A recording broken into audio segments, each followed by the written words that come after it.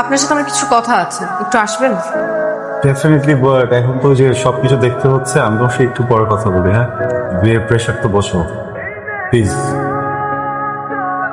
বলছে বাবা এটাই রেডি করছে, এটা চেঞ্জ করতে বলেন না প্লিজ। বাবা আসি।